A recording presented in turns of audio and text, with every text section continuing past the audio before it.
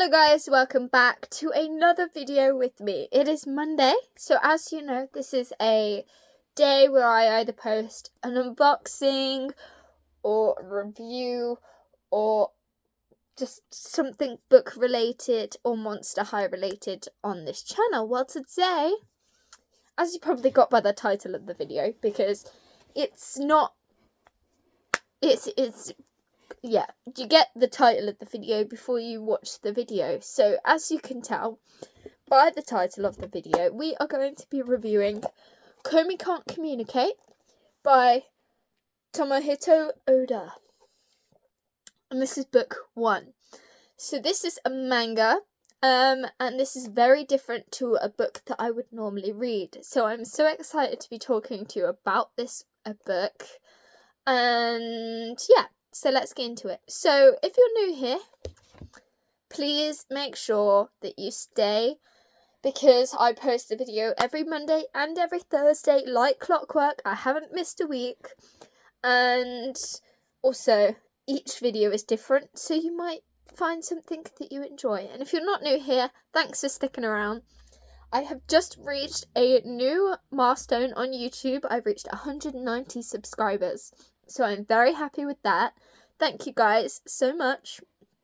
I do appreciate you all coming and sticking around. It means the world. So, Komi Can't Communicate. This is a manga. It is on Netflix as like a manga series, but there's also a set of manga books. Now, if I remember correctly, there's about 40 to 50 books in the Komi Can't Communicate series of manga. It has 189 pages. It's a high school kind of manga. It's fictional. I started this on the 24th of November and I finished it on the 25th of November. It took me... It wasn't very long to read. It equaled to about 20 minutes, but I read it on different days, so... And the year that this volume was published was 2016. Now, I don't know how I'm going to review this in stars, because of the way that the book is. It's a manga. It's literally like that. So it's very different to a normal book in terms of reading it. But I love this. So if I was to review it properly, how I would normally review every other book, I would rate it a 5 out of 5. Because I was engaged, I love learning, and this was very engaging.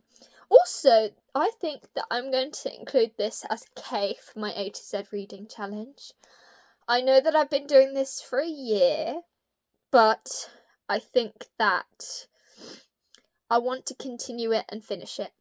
Because, side note, because I watched or I saw this person on TikTok do an A to Z reading challenge for the year, and it's coming up to the end of the year and they've stopped it. And they've stopped what they're doing and they're going to do a different challenge next year. Which I get. But at the same time, I am one of these people who wants to complete the whole challenge. And I know that Z is going to be a challenge, but I'm sure I can find something on my Kindle that's free that I can read as Z. But I do want to finish the whole A to Z reading challenge, and that will definitely take me into 2026. But it's... Hold on.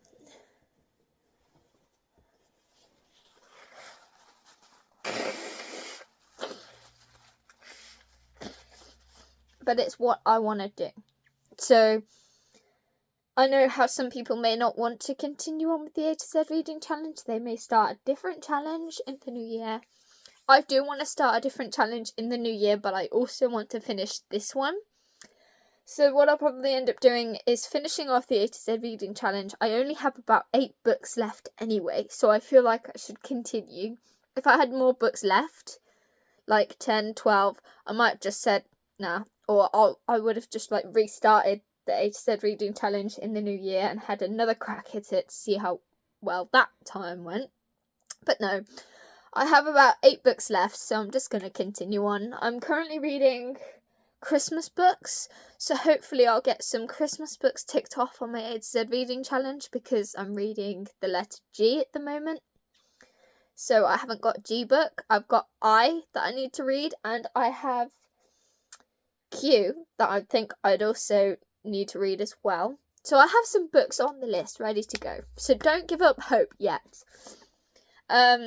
So yeah, back to the manga. So this K, Komi Can't Communicate, is K for my reading challenge, because it's a different book. I know that I previously read the Crow comic, or the Crow manga, so I do read other kinds of books, not just regular books.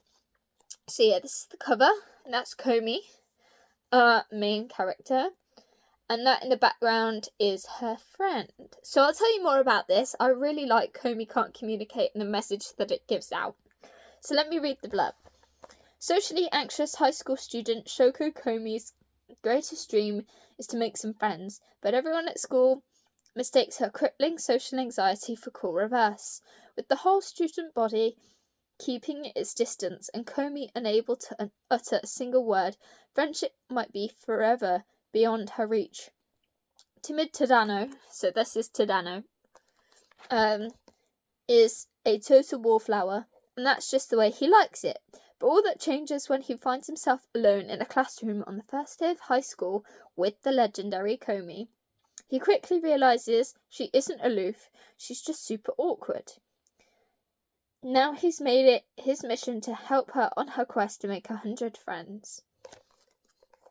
So this story is basically about Komi, who has social anxiety and is unable to communicate with anybody through talking. And what I like about this is it gives you an idea into somebody's mind who has social anxiety. So during the story, first of all, I'll get into some parts of it. But during the story, when somebody has severe social anxiety, you kind of get a dive into what Komi is thinking, feeling, and wanting to do in certain situations within the story. But you also get the point of view of the other characters, and they think that Komi is being rude, or they think that Komi is, doing different things and reacting differently. But Komi is just wanting to make friends, and her social anxiety is preventing that from happening.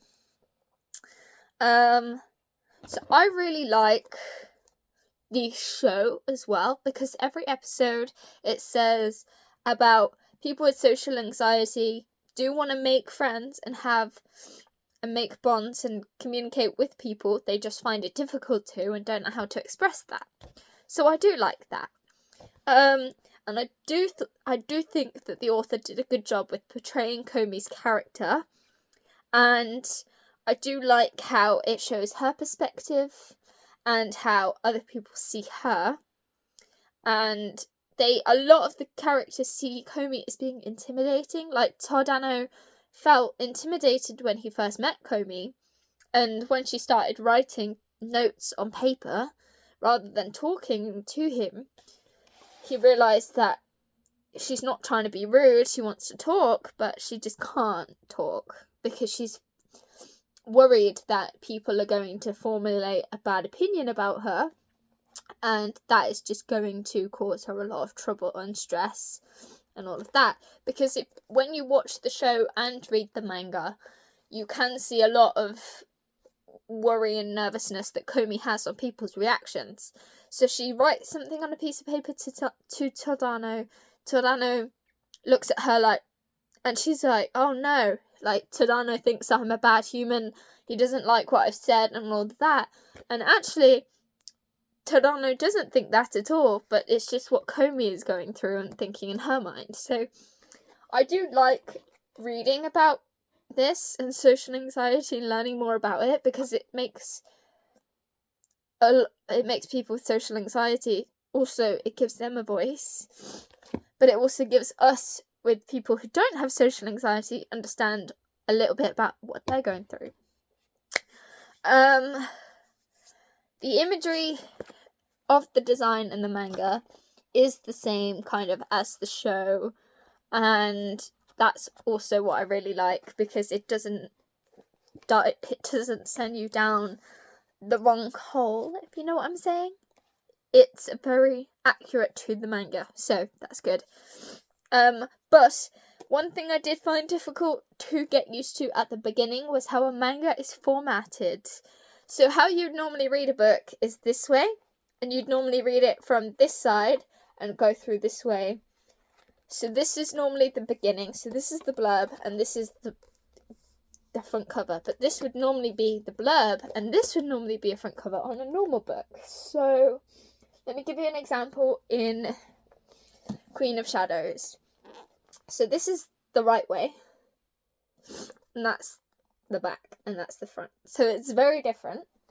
But then we also have, because that's the front, you read mangas from back to front. So at the back of Komi Can't Communicate,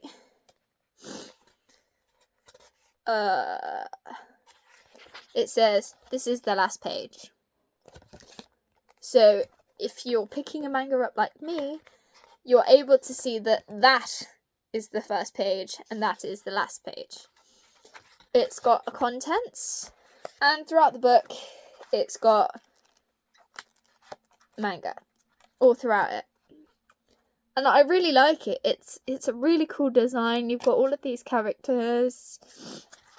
You've got these like feelings and thoughts going on, and it's just a really cool manga.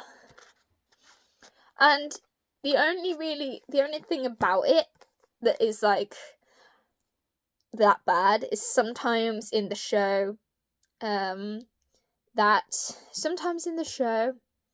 some people make sexual references or sexual jokes. It's a high school manga.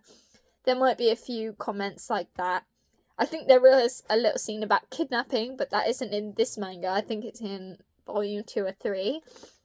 But everything's fine. It's appropriate for kids anyway. But I don't know if kids will understand about social anxiety, so it's whatever you guys want. But like, look how cute it is. Like, it's really cool. This author is really cool in terms of a great artist.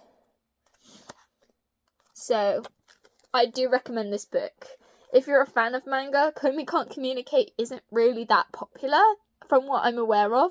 Like, I've spoken to people who like manga and they've heard of My Hero Academia, Jujutsu Kaisen, Pokemon, what's the other one? Attack on Titan. But everybody that I've spoken to hasn't really heard of Komi Can't Communicate. But my friend did recommend this manga to me, and I did watch some of the show. I haven't finished it yet, but I'm getting around to it. It is difficult sometimes for me to watch manga, especially sometimes I'm not in the mood for manga. Sometimes I want action or romance, and so it depends on how I'm feeling. But this book was really cool and I really enjoyed it. So please, if you're interested in manga, please go and check out Komi Can't Communicate. I could have borrowed this from the library, but every time I tried to go to get volume 1, it was already taken out by someone else. So I bought it myself. But anyway, thank you guys for joining me on my Monday video. I'll see you on Thursday for TBR Thursday. And I think next week, because next week is Christmas, I think I might do a Christmas video, but I think that I might not do a TBR Thursday next week. It might be a Christmas edition, but I don't think that it will be a TBR Thursday. So I think I'll stop TBR Thursday this week. This will be my last TBR Thursday of 2025. And then I'll jump back into TBR Thursday in 2026, and I might start it off with a new season. So I'll see what I decide. But yeah, I'll see you guys on Thursday. Bye!